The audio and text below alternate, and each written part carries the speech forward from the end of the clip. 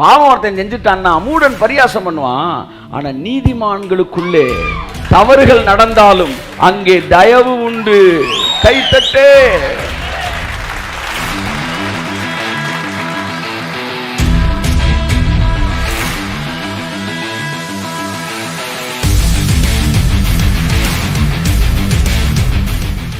நீங்க ஜெபம் பண்ணும்போது என்ன பேர்ல ஜெபம் பண்றீங்க? இயேசுவின். பிசாசை என்ன பேர்ல துரத்துறீங்க? வியாதி என்ன பேர்ல அதட்டுறீங்க? அப்ப எப்ப எல்லா நேரத்திலும் நீங்க ஒரு நாமத்துக்குள்ளதான் ஒளிஞ்சுக்கிறீங்க அப்படின்னா உங்களுக்கு தான் நீதிமான்.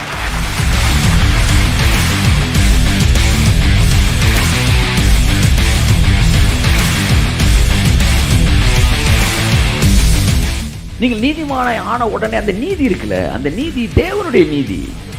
அதனால புரியுதா நான் சொல்றது உங்களுக்கு? இயேசு கிறிஸ்துவிட்ட ஒரு நீதி இருந்துச்சுல, அந்த நீதி தான் இப்போ உங்கள்கிட்ட கொடுத்துருக்கிறாரு. அதனால நீங்க போன உடனே உங்க நீதியை பிசாசு பார்த்த உடனே தூக்கி எறியப்படுறான். ஏன்னா அந்த நீதி தேவனுடைய நீதி. பயம் இல்லாம இருந்தா பிசாசோட கண்ட்ரோல் வெளியில இருக்கிறீங்க. ஏதாச்சும் ஒரு பயம் உங்கள்கிட்ட இருக்கா? ஏதாச்சும் ஒரு பயம் இருக்கா? ஏதாச்சும் ஒரு பயம் இருக்கா? அங்கே ஒரு கயிறு பிசாசோட கட்டி வச்சிருக்கிறான். இயேசு நாமத்தில் இரவு வேளை அறுக்கப்படட்டும். என் வாழ்க்கையில நான் நீதிமான், சகலமும் எனக்கு நன்றாகவே நடைபெறும். என்னுடைய பாதை ராஜபாதை. கரங்களை தட்டி கர்த்தருக்கு நன்றி சொல்லுவோம்.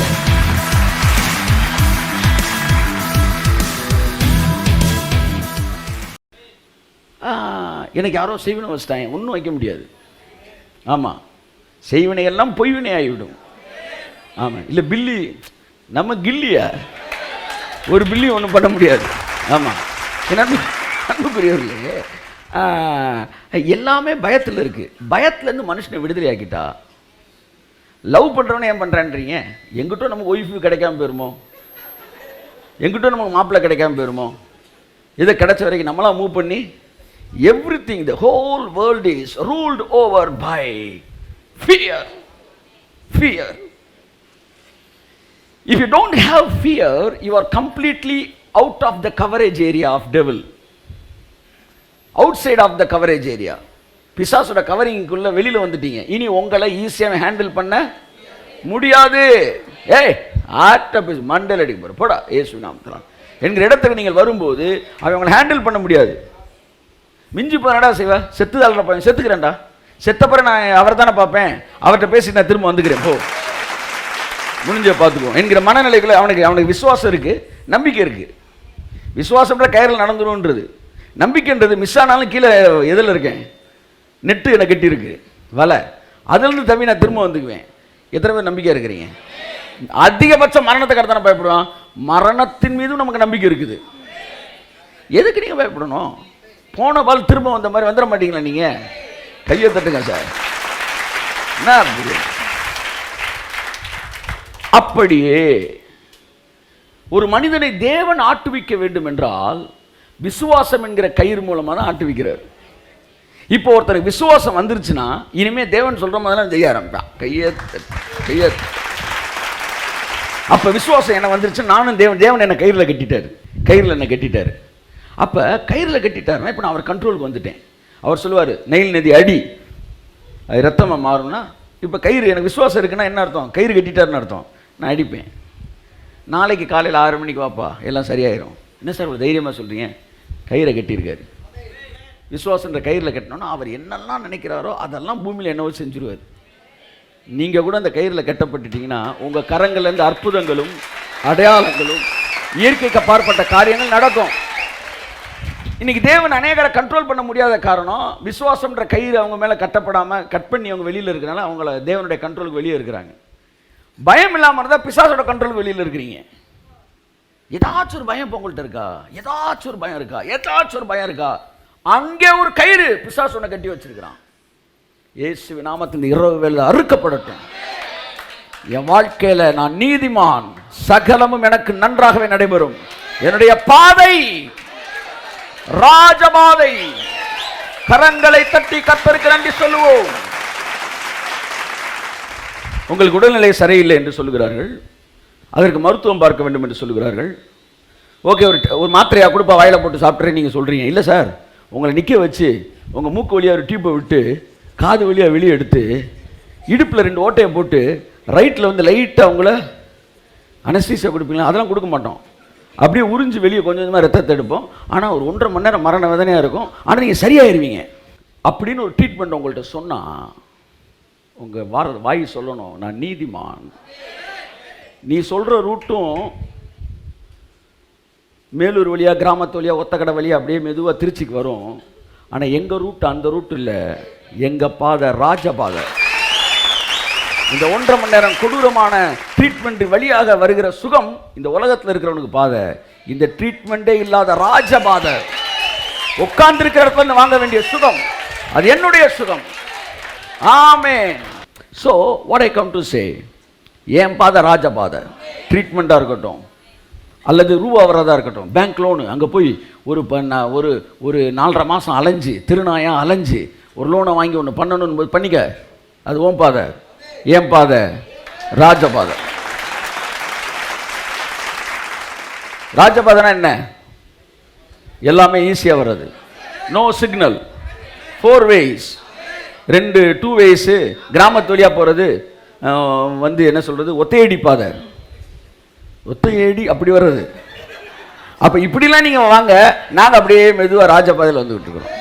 ஸோ லைஃப்பில் எதெல்லாம் வந்து கிரிட்டிக்கலாக சொல்கிறாங்களோ, காம்ப்ளிகேட்டடாக சொல்கிறாங்களோ, இந்த உலகம் அதுக்கு தலையசைக்கும். ஆனால் தான் நீதிமான் என்பதை உணர்ந்தவன் இந்த காம்ப்ளிகேஷனுக்குள்ளே போக மாட்டாயா? தேவை இல்லையா? நான் நீதிமான், என் பாதை ராஜபாதை. Because Bible promised, it has promised me. எனக்கு அது ப்ராமிஸ் பண்ணியிருக்கு. ஏதோ குருவி சேர்த்த மாதிரி அது ஓம் பாதை, என் பாதை ராஜபாதை. சார் நீங்கள் என்ன சார் வந்து பெரிய சர்ச்சு பிளான் பண்ணுறீங்க, உங்களுக்கு வீடுன்னு பிளான் பண்ணலையா, உங்களுக்குன்னு எதுவும் சேர்க்கலையா? கல்யாணத்துக்கு முந்தின வாரம் வரைக்கும் என் அக்கௌண்ட்டில் 10,000 ரூபா கூட கிடையாது. ஆனால் அடிக்கடி நான் சொல்லுவேன், என் அக்கௌண்ட்டில் ஒன்றும் இல்லை.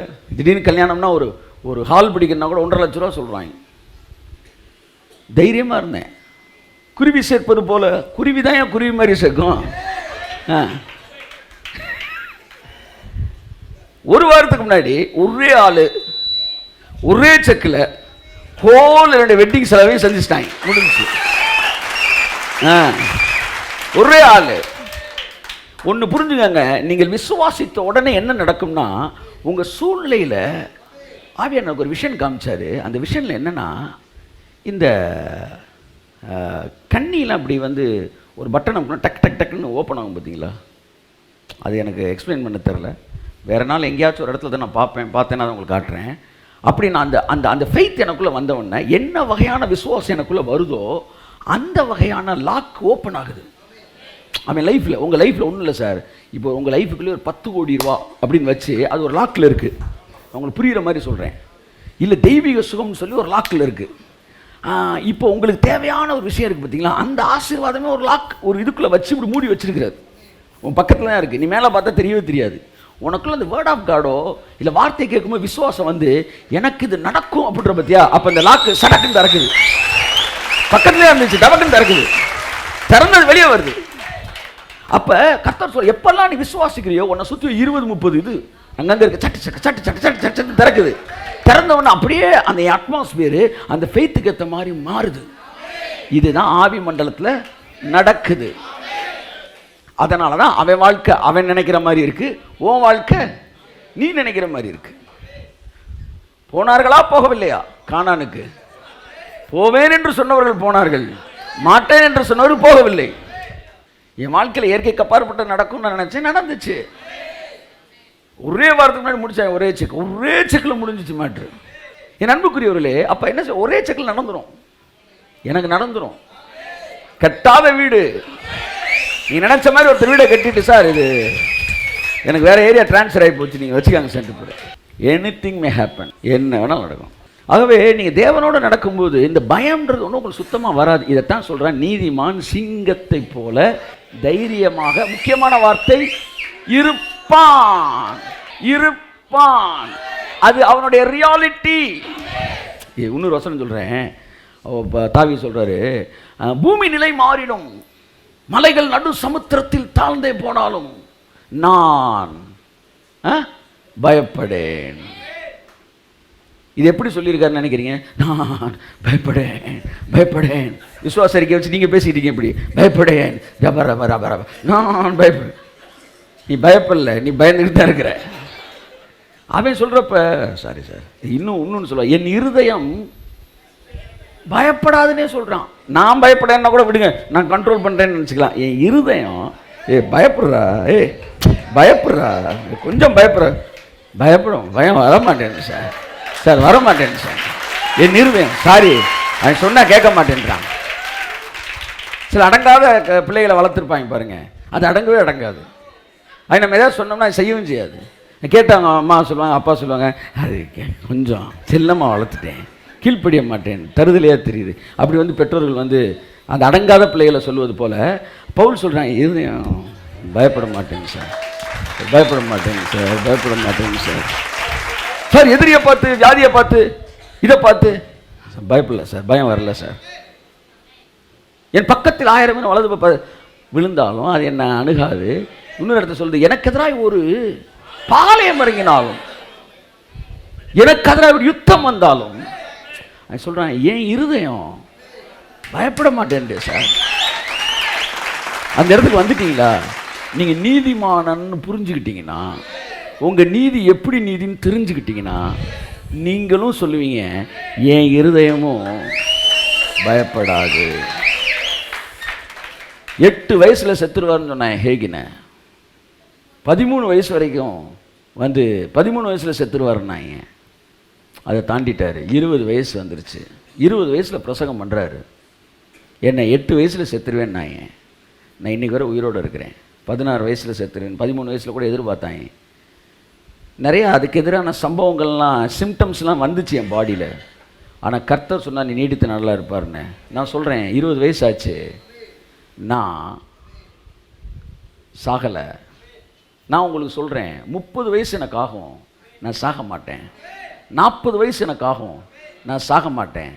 50 வயசு எனக்கு ஆகும், நான் சாக மாட்டேன். கவனிங்க, 60 வயசு எனக்கு ஆகும், நான் சாக மாட்டேன். 70 வயசு எனக்கு ஆகும், நான் சாக மாட்டேன். 80 வயசு ஆனாலும் நான் சாக மாட்டேன். கர்த்தர் என்னை நீடித்த நாட்களால் நான் போதும் சொல்ற வரைக்கும் என்னை திருப்தி ஆக்குவார். சிங்கம் மாதிரி பேசுறாராம் 20 வயசுல. அந்த வீடியோவை எடுத்து ஹேகினுடைய 80வது வயசு பிறந்த நாளில் போட்டு விடுறாங்களாம். அப்படி கும்முன்னு உட்காந்து பார்க்குறாரு. ஐயா சார், விசில கொடுக்க. உங்களை சுற்றி கோடிக்கணக்கான ஆசீர்வாதம் இருக்கு. உங்களை சுற்றி வந்து நல்ல ஆரோக்கியம் இருக்கு. உங்க பிள்ளைகளின் ஆரோக்கியம் இருக்கு, குடும்பத்தின் ஆரோக்கியம் இருக்கு. வாய்களை திறந்து நீங்கள் பேசும்போது அந்த லாக் ஓப்பன் ஆகி அந்த ஆசீர்வாதம், ஆரோக்கியம் வெளிவருகிறது. நன்மையான தேவனுடைய மகளே, வாயை திறந்து பேசுங்க நன்மையான வேலை. அப்ப அவன் சொல்றான், நான் மரண இருளின் பள்ளத்தாக்கில் நடந்தாலும். அந்த பயப்படேன்றதுக்கு அர்த்தம் தெரியுதா? உங்க மைண்ட்ல வேற படம் இருக்கு. நான் பயப்படேன், ஆமென், கர்த்தர் என்னோடு கூட. என்ன வந்து அந்த பழைய தமிழ் படத்தில் அந்த பேய் படம் பார்த்த உடனே அந்த பேய் இப்போ விரட்டுன்னு தெரிஞ்சு திரும்ப அந்த பொண்ணு எங்கே தான் போகும்? காட்டுக்குள்ளே தான் போகும். அது காட்டுக்குள்ளே தான் போகும். திரும்பவும் வந்து எங்கடா பேய் இருக்குன்னு தேடி போகும். ஒழுங்காக வீட்டுக்குள்ள லைட்டை போட்டு ஃபேனை போட்டு தூங்கலாம், மெதுவாக ஜன்னலை திறந்து பார்க்குறது. ஏன்னா அதானே பேய் படம். அந்த மாதிரி பயப்படேன்னு சொல்லி நீங்கள் நினச்சிங்களா? எல்லாம் கிடையாது. அவன் சொல்கிறான், மரண இருள். அச்சா, பயங்கரமானது சார் அந்த வார்த்தை. சாதாரண வார்த்தை இல்லை சார். கர்த்தர் என் மேய்ப்பராக இருக்கிறாரா? கர்த்தர் என் மேய்ப்பராக இருக்கிறார். நான் மரண இருளின் பள்ளத்தாக்கில் நடந்தாலும் பொல்லாப்புக்கு பயப்படேன். இதெல்லாம் அடி வயிற்றுல இருந்து வர்ற வார்த்தை. அதெல்லாம் அவர் கூட நடந்தவனுக்கு, நீதிமானுக்கு வருகிற தைரியம். மரண இருள்னா மூச்சு இழுத்துக்கிட்டு இருக்கு, சாக போறான், நான் எந்திரிப்பேன்டா, அப்ப நான் வருவேன். ஆமென். மரண இருளின் பள்ளத்தாக்கில். என்ன இது விளையாட்டா வசனம்? இங்க வந்த வசனத்தை படிக்கிற, அங்க போனா ரிப்போர்ட்டை பார்க்கிறது. இதுக்கா தேவன் நம்மளை வச்சாரு? Whose report will you believe? I shall believe the reports of the Lord. இவ்வளவு பேசுறாரு சார், அப்புறம் ஒரு பெரிய நீதிமானா இருப்பார் போல. ஆமா நீதிமான் தான், முழங்காலே நிற்பார் போல. அங்கதான் நீ தப்பு பண்ற. ஏன்னா நீதிமான் யாருன்னு உனக்கு தெரியல. கையை தட்டுங்க. நீதிமான் யார் என்பதை உங்களுக்கு நான் வாசித்து உள்ளே கடந்து செல்ல விரும்புகிறேன். இதை கண்டுபிடிச்சிட்டீங்கன்னா உங்களுக்கு தைரியம் வந்துடும். ஆதியாகமம் 6ஆம் அதிகாரம் 6-9 வாசிங்க. நோவாவின் வம்ச வரலாறு. நோவாவின் வம்ச வரலாறு. எல்லாம் சொல்லுங்க. என்ன பார்த்து சொல்லுங்க. வம்ச வரலாறுன்றது முக்கியமான வார்த்தை. ஏன்னா அடுத்த வசனத்துல நீதிமான்ற வார்த்தை வருது. வாசிங்க. நோவா தன் காலத்தில் இருந்தவர்களுக்குள்ளே நீதிமானும் உத்தமனுமாயிருந்தான். நோவா தேவனோடு சஞ்சரித்து கொண்டிருந்தான். கரங்களை தட்டி கர்த்தருக்கு நன்றி சொல்லுவோம். நோவா, கிருபை என்கிற வார்த்தை முதலாவது இங்கே வருகிறது. நோவா நீதிமானாயிருந்தான். நீங்க நீதிமான் என்ன நினைச்சிட்டீங்க? நீதிமான டிவி பார்க்க ஒரு 10 ஐட்டம் வச்சிருப்பான். டிவி ஒரு காலத்தை பொடி போடுவது, சுருட்டு குடிப்பதுனா இப்ப சுருட்டே விற்கிறது இல்லை. அதனால பாவத்துக்கு டெஃபினிஷனை மாத்திட்டாங்க. கையத்தட்டு. 1960 பொடி போடுவது, போயில போடுவது, பீடி குடிப்பது, சொக்கலால் தாப்பி, சொக்கலால் பீடி, இவைகள் போடுகிறவர்கள் ராப்போஜனத்துக்கு கடந்து வராதிருப்பீர்களாக. இன்னைக்கே சொல்ல மாட்டேன்றாங்க. பாவத்துக்கு டெஃபினிஷனு மாறிடுச்சு. நீ மாத்திக்கிட்டே இரு. ஆனா பைபிள் ஒரே டெஃபினிஷன் தான் பாவத்துக்கு தருது. நீதிமான்னு நீ கொடுக்குற டெஃபினிஷனும் தப்பு. வசனத்தை இங்க எடுக்கிற அர்த்தத்தை மட்டும் ஏண்டா சொந்தமா தர? அர்த்தத்தை இங்கே எடு. ஆமென், ஆமென். கர்த்தருக்கு பயப்படுதலே ஞானத்தின் ஆரம்பம். இது வசனம். அப்ப பயப்படுறதுனா என்ன? கையை இப்படி கட்டுறதா, இல்ல இப்படி கட்டுறதா, இல்ல எப்படி இருந்த பயம்? இந்த பயம்ன்ற வசனத்தை எடுத்துட்டு அவன் பிரசங்கம் பண்ண ஆரம்பிச்சிடறான். கர்த்தர் பயப்படும் தம்பி, ரொம்ப நடுக்கத்தோடு. சார் வசனத்தை எடுத்தீங்க, விளக்கத்தை பைபிள் இருந்தே கொடுங்க. கர்த்தருக்கு பயப்படுதலே ஞானத்தின் ஆரம்பம். அப்ப கர்த்தருக்கு பயப்படுதல்னா என்ன? கையை முன்னாடி கட்டுற பின்னாடி கட்டுறதா? தீமையை வெறுப்பதே கர்த்தருக்கு பயப்படும் பயம். ஆமென். பயம்னா என்ன? டெஃபினிஷன் பைபிள்ல இருந்து எடுத்து கொடு. நீதிமான்ங்கிற வார்த்தை ஆழமான அர்த்தம் உடையது. அதை புரிஞ்சுக்கிட்டீங்கன்னா உங்க எல்லாருக்கும் இந்த வார்த்தை கேட்டிருக்க அத்தனை பேர் சொல்லுவீங்க, அத்தனை பேரும் புரிஞ்சுக்குவீங்க நீங்க ஒரு நீதிமான் என்பது. நீதிமான் தன் காலத்தில் வாழ்ந்தவர்களுக்குள்ளே நோவா நீதிமானாய் இருந்தான் என்கிற வார்த்தையோட ஹீப்ரு பைபிளோட அந்த அந்த ஒரு அதுக்கான அர்த்தம் எப்படி வருதுன்னா, அந்த காலத்தில் வாழ்ந்தவர்களே நோவா மட்டும்தான் தேவனுடைய வித்தா இருந்தான். கை தட்டுங்க ஒரு தடவை அவருக்கு. எல்லாம் சொல்லுங்க. நீதிமான்னா வித்து, வித்து, கைய தட்டு. அதனாலதான் சொல்றாரு வம்ச வரலாறு. என்ன வம்ச வரலாறு? ஆதாம் தேவனுடைய பிள்ளை. ஆதாமுக்கு அப்புறம் என்ன நடக்குது? கர்த்தர் சொல்றாரு ஆதாம் பாவத்தில் விழுந்தாலும் அவன் இன்னும் தேவனுடைய வித்தா தான் இருக்கிறான். இப்போ அவன் என்ன சொல்றாரு கர்த்தர் ஸ்திரீக்கும் உனக்கும் பகை உண்டாக்குவேன், உன் வித்துக்கும். Come on come on. அப்ப பிசாசுக்கு வித்து இருக்கு இருக்கு. அப்ப பிசாசோட வித்து தான் துன்மார்க்கன் சொல்றாரு. உன் வித்துக்கும் அவள் வித்துக்கும். அவ பாவத்தில் விழுந்திருந்தாலும் அவளோட வித்து, நீதிமானின் வித்து, பகை உண்டாக்குவேன். அந்த வித்து யாரு? இயேசு சொல்றாரு. அந்த பிளட் லைனை சொல்றாரு. அப்ப அவர் உன் தலையை நசுக்குவார். இப்ப நீங்க தேவனுடைய வித்து உன் பிசாசு, ஏதாவது ஏவாள் வித்துன்னு படிச்சீங்களே, ஆனா சாத்தானின் வித்துன்னு ஒண்ணு இந்த பூமியில இருக்குன்றத நீங்க படிச்சீங்களா? அப்ப பிசாசு என்ன செஞ்சான்? ஸ்திரீயின் வித்துன்னு ஒண்ணு யார நினைச்சிட்டான் தெரியுமா? ஆபேல நினைச்சிட்டான். ஆகா, இவன் தான் நம்ம தலையை நசுக்க போறான் போல அப்படின்னு சொல்லி ஆபேல கொண்டான். ஆனா அவரும் ரொம்ப தெளிவா இருந்தாரு. அடுத்து காயின் பிசாசின் வித்தாக தான் வருகிறான். அப்புறம் எப்படி பிசாசு உருவானா? அப்படி இது காயின் எப்படி உருவானான்? அதுக்கப்புறம் சேத்துன்னு ஒருத்தன் பிறகுறான். அவன் தான் தேவன். அன்று முதல் மனிதர்கள் தேவனை தொழுது கொள்ள ஆரம்பித்தால் தேவனுடைய சந்ததி உருவாகுது, இந்த வித்து. இப்போ பிசாசு முடிவு வரான், என்னடா ஒன்றும் பரலோகம் வழக்கம் போல தான் போயிட்டுருக்கு, பெரியவரை காலி பண்ண பிறகும் திருவிழா நல்லா தான் நடந்துக்கிட்டு இருக்கு அப்படின்னு பிசாசு பார்க்குறான். ஆவேலை கொண்ட பிறகு திருவிழா ஒழுங்காக தானே போயிட்டுருக்கு. அப்போ ஆவேலு வித்து இல்லை, வேற யாரோ வித்து இனிமேல் தான் பிறக்க போகிறாங்க. அப்போ என்ன செய்யணும், இந்த வித்தவே கரப்ட் பண்ணிடுவோம். நம்ம அந்த வித்தை இந்த வித்தை என்ன செஞ்சிடணும், கலந்துட்டா எப்படி சொல்ல வந்து ஓநாயையும் நாயையும் மிக்ஸ் ஆன உடனே வந்து அல்சேஷன் வர மாதிரி இப்படி பிசாசு தன்னுடைய வித்தை உள்ள கலக்க பார்த்து கலக்கிக்கிட்டே தான் இருந்தான். அதனால கர்த்தர் பழைய ஏற்பாட்டில் சொல்லிக்கிட்டே இருந்தார், நீ வந்து புறஜாதிகளோடு பெண்ணு கொடுக்காத, அவங்களோட கலக்காத. எதுக்காக, மாமியார் மருமக சண்டை வரும், அது இல்லை, அது நீ உள்ளே முடிச்சாலும் வரும்.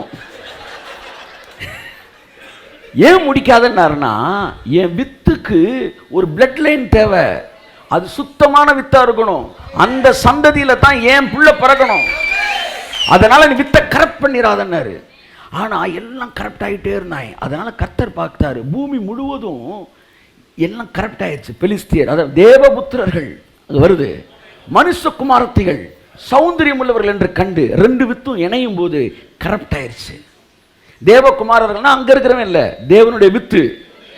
தேவகுமாரர்கள் தேவனுடைய பிள்ளைகள், மனுஷகுமாரத்திகள் என்பவர்கள் உலகத்தில் இருக்கிற பிள்ளைகள். உலகத்தில் காயின் சந்ததி. இவங்க அழகா இருக்கிறாங்க சொல்லி இவங்கள போய் கல்யாணம் பண்ணிட்டாங்க. அப்ப தேவனுடைய பிளான் என்ன செய்தீங்க, என்ன ஆகுது, டிஸ்டர்ப் ஆகுது. இவன் தேவகுமாரன் மூலமா என் சந்ததியை கொண்டு வரலான்னு பார்த்தா தேவகுமாரன் ஃபுல்லா அங்கனுக்குள்ள இருக்கிற. அப்ப எல்லாம் சுத்தி முத்தி பார்க்கறாரு, எல்லாம் கரெக்ட் ஆயிருச்சு. அங்கனுக்குள்ள பார்த்தா ஒரே ஒருத்தன் மட்டும் தேவனுடைய வித்தா இருக்கிறான். கையை தட்டுங்க சார்.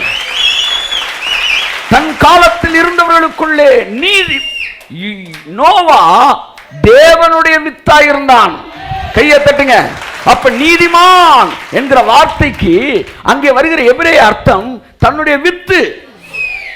சரி, நீதிமான் என்ன அர்த்தம், வித்து, பிள்ளைன்னு அர்த்தம். ரிவர்ஸ்ல வா.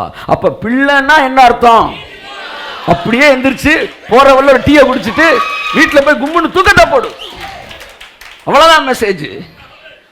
நீதிமான்னா பிள்ளைன்னு அர்த்தம்யா. அப்ப பிள்ளைன்னா பக்கத்துல தட்டி சொல்லுங்க, ஆத்தா பிள்ளைன்னா நீதிமான் அர்த்தம். ஆத்தா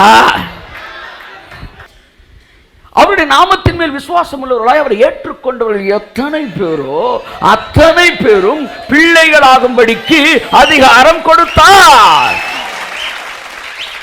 சரியான மொழிபெயர்ப்பில் சொல்லுகிறேன், அவருடைய நாமத்தின் மேல் விசுவாசம் உள்ளவர்களாய் அவரை ஏற்றுக்கொண்டு பிள்ளைகள் ஆனவர்கள் எத்தனை பேரோ அத்தனை பேரும் நீதிமான்கள் ஆகும்படி அவர்களுக்கு அதிகாரம் கொடுத்தார். அதனாலதான் உலகத்தை அழிக்கிறப்ப தேவன் என்ன செய்யறாரு, 7ஆம் அதிகாரத்தை வாசிங்க, பேசேஜ் ஃபுல்லா வாசிங்கன்னா உங்களுக்கு தெரியும். 7ஆம் அதிகாரம் 1-2 வாசிங்க. கர்த்தர் நோவாவை நோக்கி, நீயும் உன் வீட்டார் அனைவரும் பேழைக்குள் பிரவேசியுங்கள், இந்த சந்ததியில் உன்னை எனக்கு முன்பாக நீதிமானாக கண்டேன். சார், மாம்பழம் வந்தாலும் அது மாமரம் தான், மாம்பழம் வருவதற்கு முன்பாகவும் அது மாமரம் தான்.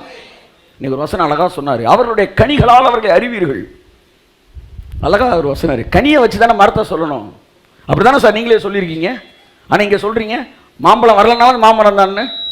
புரியுதா? நீதிமான் நீதியின் காரியங்களை செய்வான், ஆனால் நீதியின் காரியங்கள் செய்யறதுக்கு முன்னாடியே அவன் அதை புரிஞ்சுக்காங்க. மரம் வச்சு ஒரு 3 வருஷம் கழிச்சு பழம் வருது, 3 வருஷம் கழிச்ச மாமரமா மாறிச்சு இல்ல. அது பழம் கொடுக்கறதுக்கு முன்னாடியே மாமரம் தான். நீங்க கிரியைகள் செய்யறதுக்கு முன்னாடியே நீங்க நீதிமான் தான். அப்ப கனிகளால் அறிவீர்கள்ன்றது உலகத்துக்கு. எனக்கு கனியை வச்சு அறிய வேண்டிய அவசியம் இல்லடா, உனக்கு கனிகளால் நீங்கள் அறிவீர்கள். நாங்க மரத்தை வந்து வேர்லே பார்த்துருவோம், இது என்ன மரம்னு. ஆமே, நீங்க நீதிமான். அப்ப நோவா பார்த்து சொல்றாரு, நோவாவே இந்த சந்ததியில் உன்னை எனக்கு முன்பாக நீதிமானாக கண்டேன். நீதிமான் சொன்ன அடுத்த வசனத்துல சொல்றாரு, பூமியின் மீதெங்கும் வித்தை உயிரோடு காக்கும்படி. கைய நல்லா தட்டுங்க. டே, நீ நீதிமான்றா, நீ என் வித்துடா, அதனால வித்தையெல்லாம் உயிரோட என் வித்தை நான் காப்பாத்தணும்டா. கையை தட்டுங்க சார். நீ ஏன் வித்துடா, நீ ஏன் வித்துடா. இப்ப தேவன் நோவா பேழையை செஞ்சது காரணம் என்னன்னா, தன்னுடைய வித்தை அவர் காப்பாற்றுவதற்காக. அப்ப நீதிமான் அவனை சொன்ன உடனே வித்துன்னு பேசுறாரு. அப்ப என்னன்னா, நான் சிம்பிளா சொல்றேன், ஏற்றுக்கொள்ள மனதா இருக்கிறது ஏற்றுக்கொள்ளலாம், கேட்க காதுள்ளவன் கேட்க கடவன். உங்க அப்பாவுக்கு நீங்க பிள்ளையா இருக்கிறீங்க, நீங்க சிகரெட் குடிச்சிட்டீங்க, உங்க அப்பா சிகரெட்டே குடிக்காது, நீங்க குடிச்சிட்டீங்க, இப்பவும் நீங்க யாரு பிள்ளை தான். நீங்க குடிங்க நான் சொல்லல, புரிஞ்சுக்காங்க. நீங்க ஊருப்பட்ட பிரச்சனைகளுக்குள்ள போறீங்க சார். உங்கள் சாதாரண குற்ற உணர்வில் இந்த உலகத்தை நீங்கள் ஜெயிக்க முடியாது. இன்னைக்கு சொல்லி கொடுத்த பார் வசனம், நீ நீதிமான்னு, அதுதான் அந்த நேரத்தில் உனக்கு வந்து நிற்கும். பயப்படாதடா மகனே, நான் இருக்கேன்டா, நீ வித்துடா. பிரச்சனை நேரங்களில் எந்த பிரசங்கம் உனக்கு உதவி செய்கிறதோ அவனே தேவனுடைய மனுஷன் என்று நான் சொல்லுகிறேன். முதல் நீதிமானுக்குரிய ஆசீர்வாதங்களை பேசும்போது உன்னை நீங்க நல்லா தெரிஞ்சுக்கணும். நீதிமான் யாரு? வித்தை உயிரோடு காக்கும் பொருட்டு தேவன் அந்த பேழையை உருவாக்கினார். அப்ப எல்லா வித்தையும் காப்பாற்றும் போது தன்னுடைய வித்தையும் காப்பாத்துறாரு. சிங்க வித்தை காப்பாற்ற சிங்கக்குட்டி வந்து எல்லாத்தையும், சிங்கக்குட்டியை எல்லாம் உள்ள வைக்கும்போது தங்கக்குட்டியை என்ன செய்றாரு? உள்ள வைக்கிறார். அப்பா நீ என் பிள்ளைடா, அதாவது நீ என் வித்துடா, ஓ மூலமா தாண்டா இயேசு பிறக்க போறாரு.